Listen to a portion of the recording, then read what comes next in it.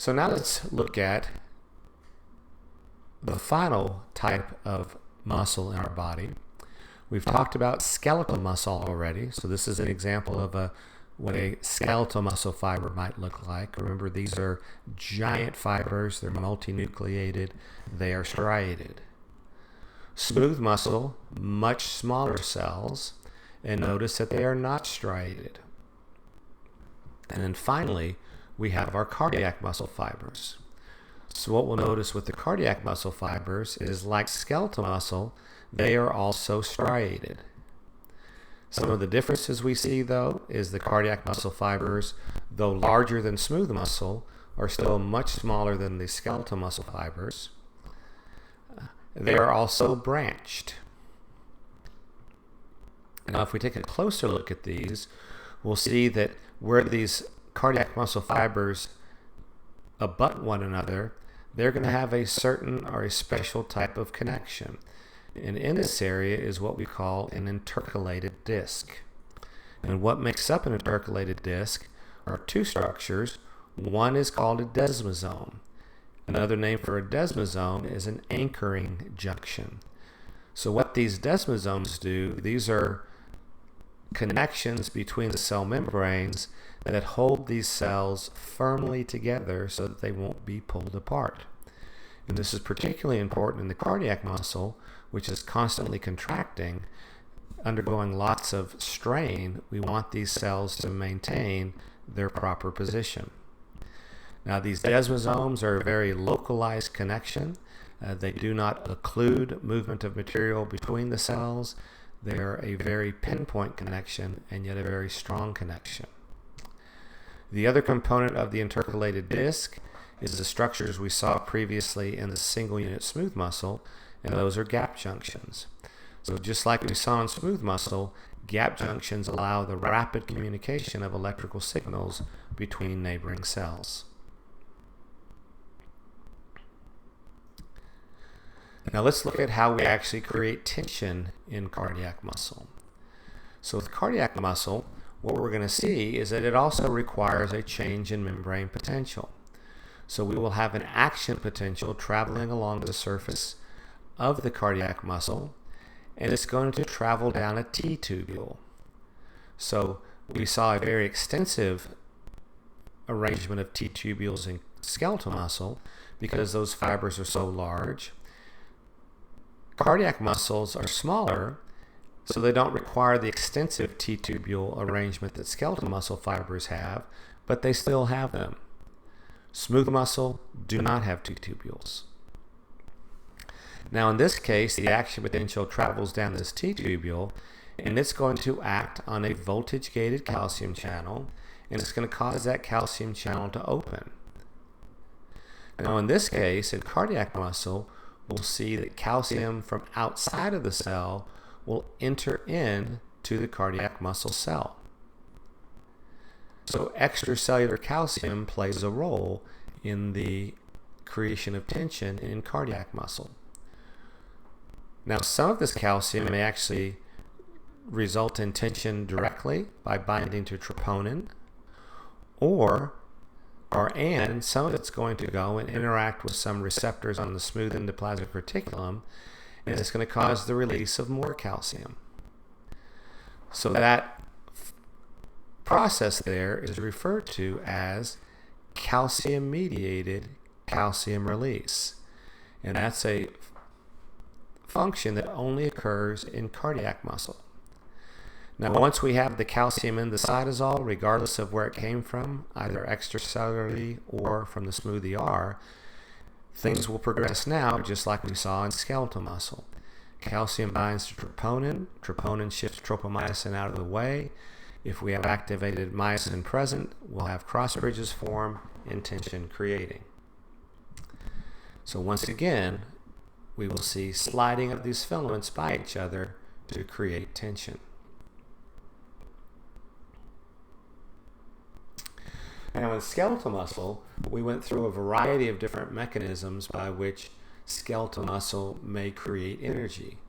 And recall we saw directly using ATP, creatine phosphate, and then we also saw the big divisions of both aerobic or oxidative as well as glycolytic or anaerobic mechanisms that skeletal muscle could create energy. Well, cardiac muscle doesn't have that ability.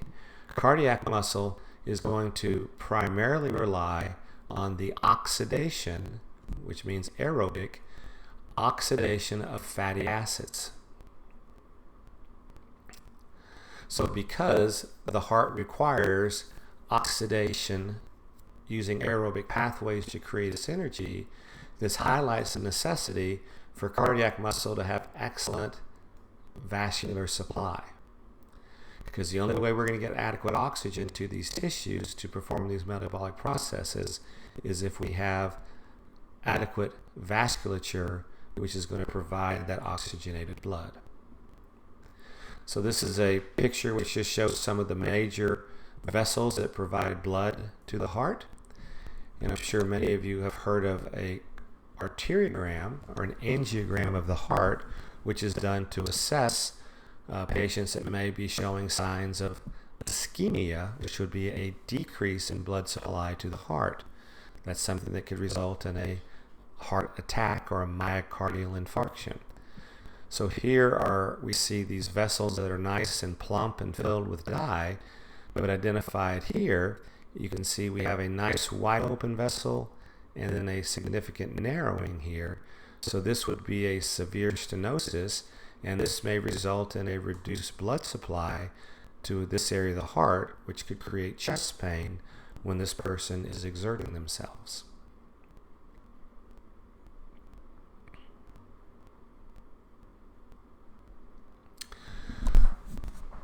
So let's now look further into the cardiac cells, and let's take a look at the action potentials that we see within cardiac muscle. Recall when we first covered action potentials, I said that an action potential is always the same, but I also added the caveat, it's always the same within a given tissue type.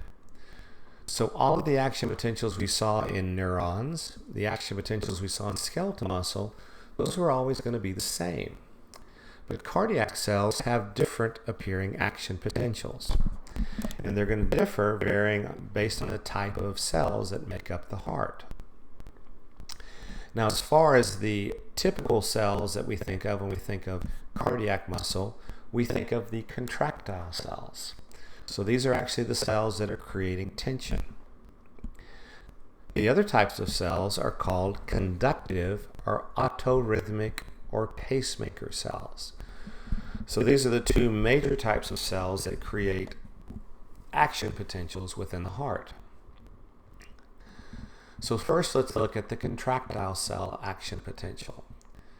So this is what that action potential looks like. So this is definitely different than what we saw with our action potential in a neuron. We break this action potential down into several different segments. And with the cardiac cells, we actually number these. So first we're going to start with this rapid phase of depolarization, and this is phase 0. And what accounts for this rapid depolarization is going to be the opening of voltage-gated sodium channels, which allows sodium to move into the cell, rapidly depolarizing this tissue. Next, we have phase 1. This is an initial period of repolarization. What happens here is at the peak, we have closure of our voltage-gated sodium channels, and then we have opening of potassium channels. That allows potassium to move out, which begins to repolarize the cell. We then have this period where we seem to flatten out. This is phase 2, and this is referred to as the Plateau Phase. So during this phase, we continue to have the movement of potassium out, which is trying to repolarize the cell, but we also have the opening of calcium channels, what we call L-type calcium channels, and those are allowing calcium in, so that's actually trying to depolarize the cell. So the combination of potassium moving out and calcium moving in gives us this static level here, or the plateau phase. Now, interestingly, some of the calcium that moves in here during the plateau phase will be responsible for some of the calcium-mediated calcium release that creates tension. We then have the phase of repolarization, and this is going to be brought about by the opening of voltage-gated potassium channels, and this gets us back down to our resting membrane potential, which is phase 4. The other types of cells, which are less numerous, actually make up probably, if we say the contractile cells make up about 99% of the cardiac muscle cells, these autoarrhythmic make up that additional 1%. Now these are autorhythmic, which means they create their own rhythm. So unlike the previous cells, which had a resting membrane potential which was flat, these do not have that. What we see is that these cells have a spontaneous depolarization toward threshold, which is this small dotted line here. This initial phase of depolarization is brought about by what is called sodium funny channels. So these are some channels that spontaneously open at this level and allow a little bit of sodium to move in, and that creates this initial depolarization. Now these only work to a certain point, and then we're going to have some other channels that begin to become open, and these are called T-type calcium channels. So these are going to allow calcium to move in. So the combination of these sodium funny channels followed by the T-type calcium channels are what create what we call the pacemaker potential. And this is what's going to bring us up to threshold. Once we get to threshold, we are going to have some voltage-gated calcium channels opening. And these are L-type calcium channels. So these are going to allow calcium to move in rapidly, causing this rapid phase of depolarization.